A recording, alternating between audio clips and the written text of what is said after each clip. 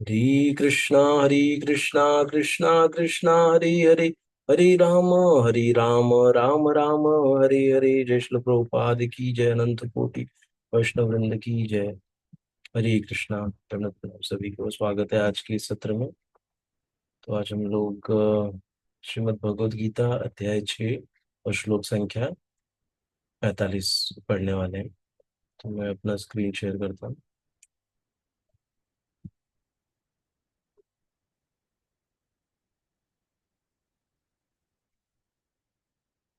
जैसे कि हम लोग पिछले सत्र में पढ़ रहे थे कि सेशंस में कि कैसे कैसे योगी का कभी विनाश नहीं होता ना, या जो भी योगी ने मेहनत किया है, तपस्या की है, वो व्यर्थ नहीं जाती है। उसको बराबर से उसका फल मिलता है। उस जन्म में अगर सफलता नहीं मिली तो अगले जन्म में जो भी जहां से उसने छोड़ा था वहां से वो फिर से स्टार्ट करता है। ये हमने पढ़ा था। तो आज हम लोग 46वां श्लोक हम लोग पढ़ने वाले हैं।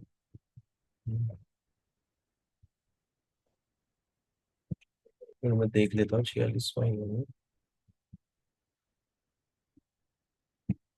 हाँ, 46 श्लोक पढ़ने वाले हम लोग।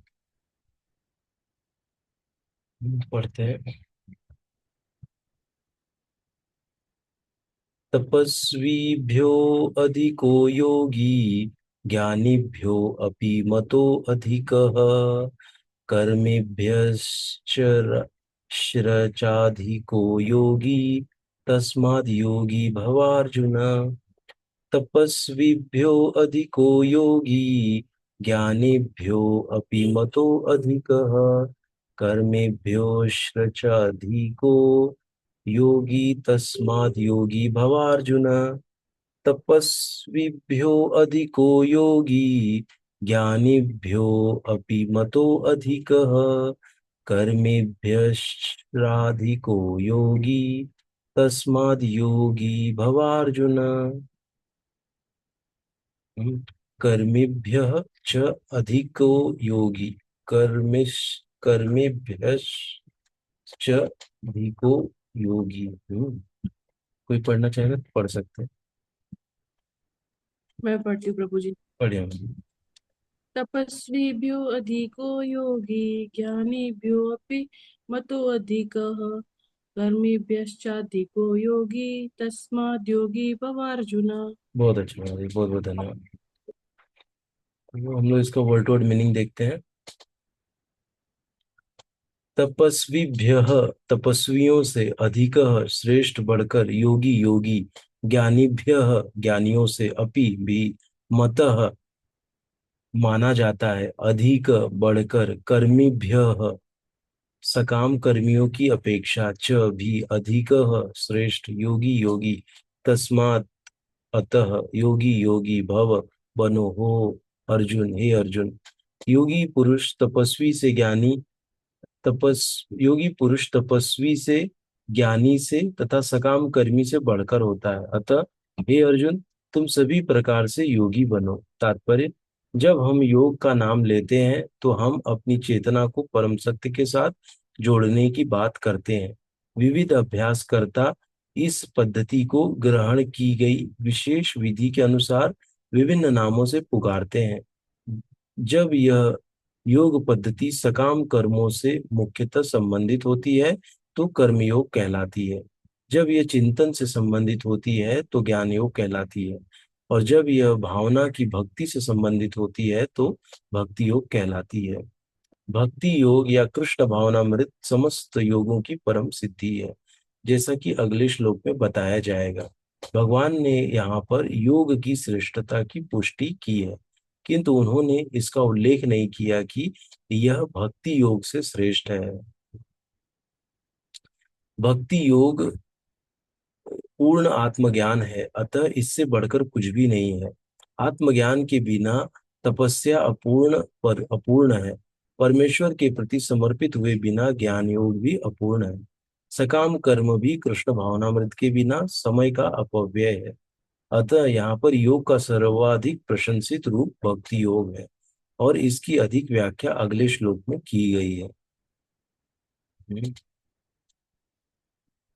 ठीक है, तो ये यहाँ पे लाइन क्या है, भगवान ने यहाँ पर योग की श्रेष्ठता की पुष्टि की है, किंतु उन्होंने इसका उल्लेख नहीं किया कि ये भक्ति योग से श्रेष्ठ है। आगे वो बताएंगे, अभी पूरा मतलब 8वां से लेके ना, सात से लेके पूरा 12 तक भक्ति योग के बारे में ही है। तो अगला चैप्टर पूरा भक्ति योग का ही चालू होने वाला है। तो यहाँ पर योगी पुरुष तपस्वी से, ज्ञानी से, सकाम कर्मी से बढ़कर होता है, लेकिन कौन योगी पुरुष, कौन सा योग करने वाला पुरुष ना, वो नहीं बताए, वही बता रहे हैं यहाँ पे श्री प्रभुपाद जी। हम्म, तो यहाँ पे क्या है, भक्ति योग, इसकी व्याख्या अगले श्लोक में करेंगे अभी। ठीक है, तो कौन सा योगी ना, यहाँ पे अगर कोई पढ़ेगा तो उसको तो पता ही नहीं चलेगा ना कौन सा योगी। इसलिए कभी भी हम लोग को, या कोई भी कुछ बताता है कभी भी ना, तो आगे पीछे का क्या रेफरेंस है वो भी जानना बहुत जरूरी होता है। नहीं तो हम लोग खाली एक ही सोचेंगे, एक ही पहलू देख के कभी भी डिसीजन नहीं लेना चाहिए ना हमको अपने जीवन में। उसका आगे का पहलू क्या है, पीछे का क्या है, सब समझ के तभी हमको बोलना चाहिए। नहीं तो कभी कभी क्या, हम लोग जल्दी से, हम लोग बोलते हैं ना कि जजमेंटल हो जाते हैं ना, किसी एक का पक्ष ले लेते हैं बिना दूसरे का पक्ष सुने हुए, है ना। या तो हमारे अंदर एक धारणा रहती है किसी व्यक्ति के प्रति, उस धारणा के अनुसार तुरंत हम एक डिसीजन ले लेते हैं ना, एक उसको जज कर लेते हैं हम लोग। तो ऐसा नहीं होना चाहिए कभी भी, हमको तथ्यों के ऊपर हमको अपना जजमेंट लेना चाहिए ना, तथ्य क्या है, ना कि वो व्यक्ति अगर मुझे पसंद नहीं तो, अगर वो कुछ अच्छा भी कर रहा है तो भी मुझे फिर वो बुरा ही लगेगा ना, क्योंकि मैं वो व्यक्ति को ही पसंद नहीं कर रहा हूँ। ऐसा नहीं होना चाहिए। कभी कभी होता है ऐसे जीवन में, हमारे व्यक्ति होते हैं जिसको हम पसंद ही नहीं करते, तो कुछ अच्छा भी कर रहा होगा तभी भी हम उसमें हमको कुछ बुराई दिखता है। तो ऐसा नहीं होना चाहिए। तो ऐसा है, तो यहाँ पे योगी मतलब क्या है अभी अगले इसमें बताएंगे, तो अगला श्लोक पढ़ते हैं हम लोग। योगी बहुत फेमस श्लोक है, ये बहुत लोग कोट करते हैं, और ये अंतिम श्लोक है जहां तक मैं जानता हूँ। हाँ, ये अभी इस चैप्टर का अंतिम है, और सारे अंतिम श्लोका जितने भी है उसमें पूरे चैप्टर का सार है। तो इसमें हमको पूरे चैप्टर का अभी सार सुनने मिलेगा ना। ये तो बहुत इंपॉर्टेंट श्लोका है। योगिनाम अपि सर्वेषां मद्गतेन अंतर आत्मना श्रद्धावान भजते यो माम समे युक्त तमो मतः। योगिनामपि सर्वेषां मद्गतेन अन्तरात्मना श्रद्धावान् भजते यो मां स मे युक्ततमो मतः। योगिनामपि सर्वेषां मद्गतेन अन्तरात्मना श्रद्धावान् भजते यो मां स मे युक्ततमो मतः। भी पढ़ना चाहेगा?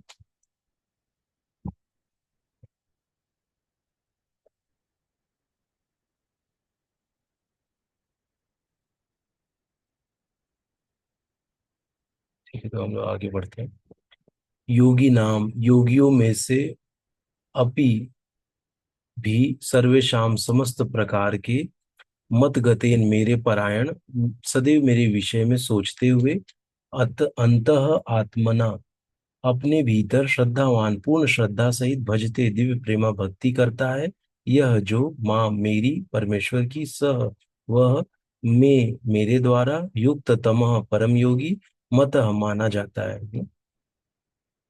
इसका अर्थ पढ़ेंगे श्लोक का। और समस्त योगियों में से जो योगी अत्यंत श्रद्धा पूर्वक मेरे परायण है ना, भगवान मेरे परायण बोल रहे हैं, कृष्ण अर्जुन को बता रहे हैं। तो मेरे मतलब मेरे परायण मतलब कृष्ण के परायण है, अपने अंतःकरण में मेरे विषय में सोचता है, मेरे मतलब कृष्ण के विषय में सोचता है, और मेरी दिव्य प्रेमा भक्ति करता है, वह योग में मुझसे परम अंतरंग रूप में युक्त रहता है, और सबों में सर्वोच्च है, यही मेरा मत है। भगवान जी अपना मत रख रहे हैं ना, कि जो मेरी, मेरे परायण, श्रद्धा पूर्वक मेरे परायण है, मतलब ना, परायण होना मतलब समर्पित होना भगवान के प्रति, जो समर्पित है, है ना, अपने अंतःकरण में, मतलब अपने हृदय में, अपने दिल में मेरे विषय में सोचता है और मेरी दिव्य प्रेमा भक्ति करता है। ना, प्रेमा भक्ति करना मतलब भगवान के नामों का जप करना, भगवान को अर्चना करना, ना भगवान की आरती करना, ना भगवान को तुलसी चढ़ाना, भगवान को भोग लगाना, ये प्रेमा भक्ति है ना। भक्ति तो कर रहे हैं, जैसे जब प्रेम होता है किसी के साथ ना, तो उस प्रेम को जाहिर करने के लिए कुछ करना पड़ता है ना। अगर प्रेम को जाहिर करने के लिए ना हम कुछ बोले ना कुछ करें, तो प्रेम जाहिर कैसे होगा ना। सामने वाले को कुछ गिफ्ट्स देने पड़ते हैं ना। तो इससे क्या होता है कि पता चलता है बाबा ये सही में मतलब प्रेम कर रहा है, कि मेरे बारे में उसको मेरी पसंद नापसंद के बारे में पता है, मेरी पसंद वाली चीजें लेके आ रहा है। तो ये तो इसीलिए प्रेमा भक्ति मतलब हमको कुछ करना होता है ना, उसमें कुछ कार्य करना होता है ना। तो वो भक्ति में ही व्यक्ति कार्य कर सकता है ना, जब भगवान के साकार रूप को जो स्वीकार करता है और साकार रूप को साक्षात भगवान समझ के कोई वस्तु भेंट चढ़ाता है, कोई चीजें अर्पित करता है ना, तो इससे साबित होता है कि वो भगवान से प्रेमा भक्ति में है। वो योग में मुझसे परम अंतरंग रूप में युक्त रहता है और सबों में सर्वोच्च है। आगे बढ़ते हैं तात्पर्य। यहाँ पर भजते शब्द महत्वपूर्ण है। भजते, भज धातु से बना है, जिसका अर्थ है सेवा करना। अंग्रेजी शब्द वर्शिप, पूजन से यह भाव व्यक्त नहीं होता, क्योंकि इससे पूजा करना, सम्मान दिखाना तथा योग्य का सामान्य करना सूचित होता है। देखिए, भजते भज धातु से बना है, जिसका अर्थ है सेवा करना। अंग्रेजी शब्द वर्शिप मतलब पूजन से यह भाव व्यक्त नहीं होता ना, सेवा वाला भाव, क्योंकि इससे पूजा करना, सम्मान दिखाना तथा योग्य का सम्मान करना सूचित होता है, किंतु प्रेम तथा श्रद्धा पूर्वक सेवा तो श्री भगवान के निमित्त है। किसी सम्माननीय व्यक्ति या देवता की पूजा न करने वाले को अशिष्ट कहा जा सकता है, किंतु भगवान की सेवा न करने वाले की तो पूरी तरह भर्त्सना की जाती है।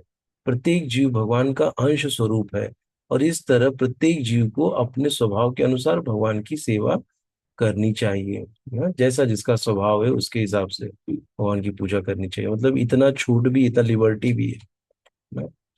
जैसा स्वभाव, मतलब अगर कोई चाहता है भगवान को बच्चे के रूप में ना, तो बच्चे के जैसे भगवान की वो कर सकता है, कोई भाई के जैसे, कोई दोस्त के जैसे ना, जैसा जिसका स्वभाव है वैसे। ऐसा न करने से वह नीचे गिर जाता है। भागवत पुराण में इसकी पुष्टि इस प्रकार हुई है ना, 11.5.3 में, य एषाम पुरुषम साक्षात आत्म प्रभवम ईश्वरम न भजन्त्यवजनान्ति स्थानात् भ्रष्टाः पतन्त्यधः। जो मनुष्य अपने जीवन दाता आद्य भगवान की सेवा नहीं करता और अपने कर्तव्य में शिथिलता बरतता है, वह निश्चित रूप से अपनी स्वाभाविक स्थिति से नीचे गिरता है ना। इसलिए भगवान का सेवा करना बहुत जरूरी है ना। भगवान भागवत पुराण के इस श्लोक में भजंती शब्द व्यवहृत हुआ है। भजंती शब्द का प्रयोग परमेश्वर के लिए ही प्रयुक्त किया जा सकता है, जबकि वर्षिप पूजन का प्रयोग देवताओं या अन्य किसी सामान्य जीव के लिए किया जाता है। इस श्लोक में प्रयुक्त अवजानंती शब्द भगवत गीता में भी पाया जाता है। अवजानंती मां मूढ़ा, केवल मूर्ख या धूर्त भगवान कृष्ण का उपहास करते हैं। ऐसे मूर्ख भगवत भक्ति की प्रवृत्ति न होने पर भी भगवत गीता का भाष्य कर बैठते हैं, फलतः वे भजंती तथा वर्शिप शब्दों के अंतर को नहीं समझ पाते। भक्ति योग समस्त योगों की परिणति है। अन्य योग तो भक्ति योग में भक्ति तक पहुंचने के साधन मात्र है। योग का वास्तविक अर्थ भक्ति योग है। देखिए यहाँ पे बता रहे हैं ना, योग का सार्थक अर्थ क्या है, वास्तविक अर्थ भक्ति योग है। अन्य सारे योग भक्ति योग रूपी गंतव्य की दिशा में अग्रसर होते हैं ना। मतलब बोलते हैं ना, लेवल्स रहते हैं ना, लेवल 1, लेवल 2, लेवल 3 ना। जैसे हमने लैडर भी देखा था ना, सीढ़ी, सीढ़ी में सबसे पहले होता है सकाम कर्म, फिर ऊपर निष्काम कर्म, फिर कर्म योग ना, फिर ऐसे करके ऊपर ज्ञान योग, फिर ध्यान योग, फिर ना ऊपर फिर भक्ति योग आता है। जब कर्मयोग में ज्ञान तथा वैराग्य की वृद्धि होती है, निष्काम कर्मयोग इस रास्ते मार्ग का आरंभ है।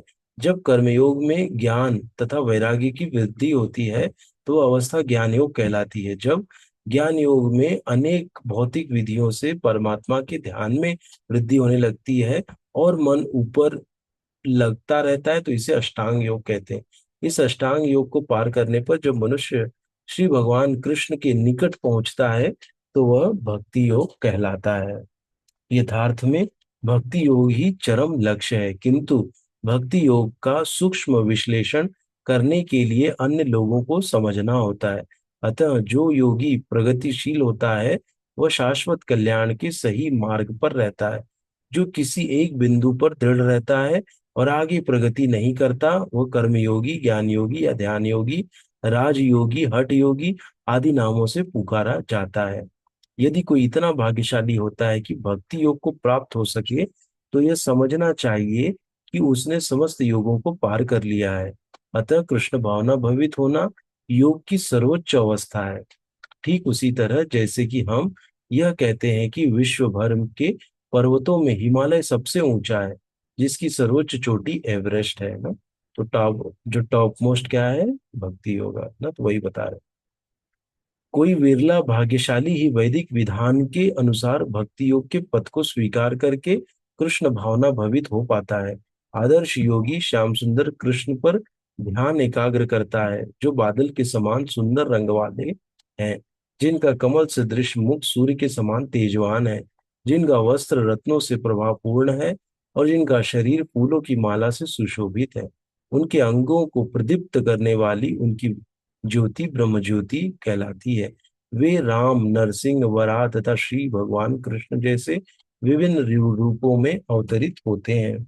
वे सामान्य व्यक्ति की भांति माता यशोदा में पुत्र रूप में जन्म ग्रहण करते हैं और कृष्ण, गोविंद तथा वासुदेव के नाम से जाने जाते हैं। वे पूर्ण बालक, पूर्ण पति, पूर्ण सखा तथा पूर्ण स्वामी हैं और वे समस्त ऐश्वर्यों तथा दिव्य गुणों से ओतप्रोत हैं। जो श्री भगवान के इन गुणों से पूर्णतया अभिज्ञ रहता है वो सर्वोच्च योगी कहलाता है। भगवान की सब दिव्य गुण है, उससे जो अभिज्ञ मतलब जिसको पता है वो सर्वोच्च योगी है। योगी की यह सर्वोच्च दशा केवल भक्ति योग से ही प्राप्त की जा सकती है, जिसकी पुष्टि वैदिक साहित्य से होती है। श्वेताश्वतर उपनिषद 6.23 में यस्य देवे परा भक्तिर यथा देवे तथा गुरौ तस्यते कथिता राय अर्था प्रकाशन्ते महात्मनः। जिन महात्माओं के हृदय में श्री भगवान तथा गुरु में परम श्रद्धा होती है उनमें वैदिक ज्ञान का संपूर्ण तात्पर्य स्वतः प्रकाशित हो जाता है। भक्ति रस्य भजनम तदीहाम उत्तरोपाधिनैरास्य नामुष्मिन् मनः कल्पनम एतदेव नैष्कर्म्यम। भक्ति का अर्थ है भगवान की सेवा, जो इस जीवन में या अगले जीवन में भौतिक लाभ की इच्छा से रहित होती है। ऐसी प्रवृत्तियों से मुक्त होकर मनुष्य को अपना मन परमेश्वर में लीन करना चाहिए। हम्म। नैष्कर्म का यही प्रयोजन है। गोपाल तापनी उपनिषद 1.5 से लिया गया है। ये सभी कुछ ऐसे साधन हैं जिनसे योग की परम संसिद्धिमयी अवस्था भक्ति या कृष्ण भावनामृत को संपन्न किया जा सकता है। इस प्रकार श्रीमद् भगवद गीता के 6 अध्याय ध्यान योग का भक्ति वेदांत तात्पर्य पूर्ण हुआ। हम्म। तो देखिए यहाँ पे एक और जो बताया गया है गोपाल तापनी उपनिषद में कि भक्ति का अर्थ है भगवान की सेवा, ना, जो इस जीवन में अगले जीवन में भौतिक लाभ की इच्छा से रहित होती है। ना, कोई भी हमको भौतिक लाभ की कामना नहीं करना चाहिए कि मैं ये कर रहा हूं तो मुझे ये मिले। ना, ऐसा नहीं होना चाहिए बिना भौतिक लाभ के। ना, खाली ये क्या है, सेवा है। ना, सेवा उसको कहते हैं जिसको करने के बाद हमको कुछ नहीं चाहिए। ना, ऐसे जो जब हम बोलते हैं और जब मन से बोलते हैं, दिल से बोलते हैं ऐसा, तो उसी को सेवा कहा जाता है। ना, और वही भक्ति है। ना, जैसे हम लोग कोई कार्य कर रहे हैं ना, अच्छा कार्य ना, किसी को ले जाके समझिए जो कोई बूढ़ा है उसको चल नहीं पा रहा, उसको ले जाके बस में चढ़ा दिए ना, तो ये कार्य भी आध्यात्मिक हो जाएगा ना। कैसे? जब हम उसको कृष्ण को समर्पित कर देंगे, कृष्ण की प्रसन्नता के लिए मैंने उस ना, जो बूढ़े व्यक्ति हैं उनको हेल्प किया ना, तो ये कृष्ण की प्रसन्नता के लिए, तो यही कार्य क्या हो गया, ये भक्तिमय कार्य हो गया ना। क्यों? क्योंकि ये भगवान की प्रसन्नता के लिए किया, और मुझे कुछ नहीं चाहिए इससे ना। ये नहीं कि मुझे इससे पुण्य मिले या कुछ ऐसा मिले, ये भावना से रहित होना चाहिए। तो क्या होगा कि हमको फिर भक्ति एक्चुअली मिलना प्रारंभ होगी ना, जहाँ से हमारी जो, हमें जो चाहिए उसके लिए ना करना, बिना किसी हेतु के जब हम भक्ति करना प्रारंभ करते हैं, तब हम भक्ति में प्रगति करने लगते हैं। जहाँ पे हमारा थोड़ा भी कुछ ऐसा होता है कि मुझे ये मिले, मुझे ना कुछ इससे लाभ मिले, तो फिर वो भक्ति योग नहीं कहलाता है। तो वो एक टाइप का सकाम कर्म जैसा हो जाता है कि आपने तो अच्छा कर्म किया, लेकिन उससे आपने कुछ मिलने की इच्छा रखी ना, तो वो नीचे के लैडर में चला गया। ऐसा तो यही है कि अपना भाव क्या है ना, हमारे जो वो कार्य कर रहे हैं, तो हमारे मन में क्या चल रहा है, वो बहुत मैटर करता है ना, बहुत बहुत बहुत ज्यादा मैटर करता है कि हम क्या भावना हमारे अंदर चल रही है। जब हम किसी से आदान प्रदान कर रहे हैं, जब हम भगवान से आदान प्रदान कर रहे हैं, किसी व्यक्ति से आदान प्रदान कर रहे हैं, तो हमारे मन में क्या चल रहा है, वो बहुत मैटर करता है। इसीलिए हम लोग को एकदम हल्का रहना चाहिए, ज्यादा हमको निगेटिव नहीं सोचना चाहिए ना, हमको हमेशा पॉजिटिव सोचना चाहिए। नहीं तो क्या होता है कि हम हर अच्छी चीज में भी हम निगेटिव ढूंढने लग जाते हैं, वो नहीं होना चाहिए। भगवान की प्रसन्नता एक हमारा हेतु रहना चाहिए, ऐसा है। तो इसमें हम देख सकते हैं कि अभी अगला क्या स्टार्ट होने वाला है, सातवां चैप्टर ना। सातवां चैप्टर मतलब क्या है कि पूरा भक्ति योग का स्टार्ट होने वाला है। तो यही चैप्टर के एंड में ना भगवान ने आधारशिला रख दी नेक्स्ट चैप्टर की ना। सातवें चैप्टर में ही छठवें चैप्टर के लास्ट वाले श्लोक में भगवान ने भक्ति योग के बारे में, और श्रील प्रभुपाद जी ने तात्पर्य में भक्ति योग को अच्छे से एक्सप्लेन कर दिया कि क्या होता है भक्ति योग। अभी हमको अगले पूरे जो सातवां चैप्टर, आठवां चैप्टर, नौवां चैप्टर, तो ये सारा पूरा भक्ति योग के ऊपर ही चलने वाला है।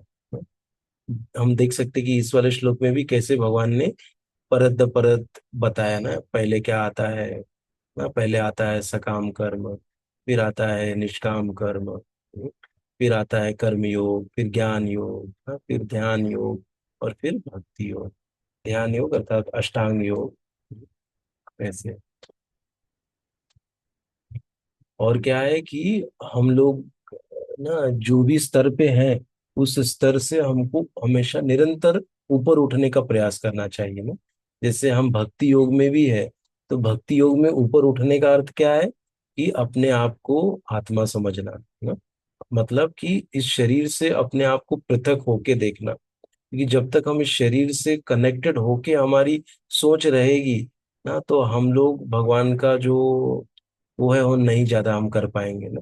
इस शरीर को जब हम अलग करेंगे, तो हम भगवान की हाथ सब में देख पाएंगे। नहीं तो क्या होगा, हम हर चीज को अच्छा बुरा, ये अच्छा है ये बुरा है ना, और ये अच्छा बोल रहा है, ये ऐसा है, ये बहुत गर्मी है, टेम्परेचर कितना खराब है ना, मतलब इतनी गर्मी बढ़ गई है, तो ये सब हम बोलते हैं ना। क्यों? क्योंकि हम अभी तक अपने आप को शरीर से जोड़ रहे हैं, ऐसा है। तो जैसे ही इसे बाहर हो जाए, तो हमको सर्दी है, गर्मी है, क्या है, हमको कोई फर्क नहीं पड़ेगा ज्यादा। तो ये रहती है भावना ना। तो ड्युअलिटी से बाहर आना, ड्युअलिटी मतलब क्या, द्वंद्व, अच्छा बुरा है ना, सर्दी गर्मी, और मीठा तीखा, ये सब द्वंद्व है ना। और हम देखें कि भगवान के साथ हम कैसे अपने संबंध रख सकते हैं ना, बालक के रूप में, पूर्ण पति, पूर्ण सखा, पूर्ण स्वामी ना, और पूर्ण समस्त ऐश्वर्य के दिव्य गुण से, गुणों से ओतप्रोत होते हैं भगवान। तो हमको, जैसे हम लोग क्या कर रहे हैं कि भक्ति कर रहे हैं ना, और हम लोग दास रूप में भगवान की सेवा करते हैं। जो हमारे संप्रदाय में हम भगवान को दास रूप में सेवा करते हैं। अगर भगवान ने हमारे ऊपर कृपा की, तब हमारे अंदर भगवान को पति के रूप में, सखा के रूप में स्वीकार करने की शक्ति अपने आप वो देंगे ना। क्योंकि चूंकि अभी हम लोग साधन भक्ति में है। तो साधन भक्ति अर्थात क्या, कि हमारा साधन क्या है ना। साधन का अर्थ क्या होता है कि एक स्थान से दूसरे स्थान पे ले जाने के लिए जो साधन होता है, जैसे गाड़ी होती है ना, हम बोलते हैं अरे वहां जाने के लिए कौन सा साधन है ना। तो वो साधन मतलब क्या, कि कोई गाड़ी होती है, जैसे मुझे जाना है प्रयागराज से वाराणसी। तो प्रयागराज से वाराणसी जाने के लिए क्या साधन है, तो कोई बताएगा बस है, और यहाँ से टैक्सी भी जाती है, ट्रेन भी जाती है ना। तो ये साधन है वहां तक पहुंचने के लिए। ऐसे ही हमारे लिए जो साधना का साधन भक्ति बोलते हैं, मतलब कि हरि हरि नाम न? और जो नौदा भक्ति में है, श्रवणम कीर्तनम विष्णु स्मरणम पाद सेवनम अर्चनम सा, अर्चनम साख्यम दास्यम वंदनम और आत्मनिवेदनम। तो ये सब क्या है, नवदा भक्ति में से हम कोई भी एक पकड़ के जो करें, तो यही हमारे लिए साधन है। भगवान के नामों का जप करना, स्मरण करना। तो इसको हमको पकड़ के रखना चाहिए। तो इसीलिए हम साधना में हैं, साधन भक्ति कर रहे हैं, इसलिए हम लोग दास भावना में हैं। और हम धीरे धीरे क्या होगा कि दास भावना से हो सकता है हम लोग आगे प्रमोट किए जाएं। लेकिन चूंकि अभी हम लोग ये जब करेंगे, तब हमारे अंदर से अनर्थ दूर होंगे ना। क्योंकि हम लोग अपनी बहुत सारी जो समय है अपने जीवन का, हम अभी अ, भौतिकता में बिताए हैं ना। तो जो वहाँ पे जो जमा हुआ, जो कचरा जमा किए हैं, वो कचरा को साफ भी करना है ना। तो करने के लिए ही साधन है ना, साधन भक्ति है ना। तो ये हरिनाम करके उस कचरे को साफ कर रहे हैं हम लोग अभी ना। तो अनर्थ सब दूर होंगे ना। जब अनर्थ दूर हो जाएंगे, तब हमको सब चीजें क्रिस्टल क्लियर दिखने लग जाएंगे। तो भगवान का हाथ हमको सब में दिखने लग जाएगा। फिर हम लोग खुद को अपने शरीर से पृथक करके हर चीज को हम लोग महसूस करने लग जाएंगे। क्योंकि शरीर से जब महसूस करेंगे तो वो भौतिक होता है। तब हम लोग आध्यात्मिकता में एक्चुअली और आगे मतलब प्रगति करेंगे। ऐसा। हम्म, ये था फिर आज का। तो अगला हम लोग के लिए अभी बहुत फॉर्चुनेट है कि अभी हम लोग 7वें अध्याय में जाएंगे, जो कि क्या है, भगवत ज्ञान। भगवत ज्ञान में जाएंगे और पढ़ेंगे अभी भक्ति के बारे में, और भी डीप डाइव होने वाला है अभी। तो ऐसा। तो आप लोग ज्वाइन करिएगा कल। किसी को कुछ प्रश्न है?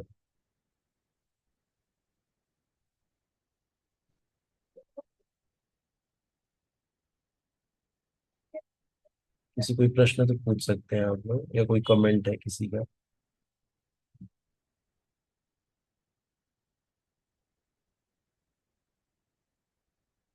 ठीक है, तो हम लोग कल मिलेंगे। बहुत बहुत धन्यवाद आप सभी का ज्वाइन करने के लिए। जय जय ग्रंथराज श्रीमद् भगवद गीता की जय, श्रील प्रभुपाद की जय, अनंत कोटि वैष्णव वृंद की जय। हरे कृष्ण सभी को।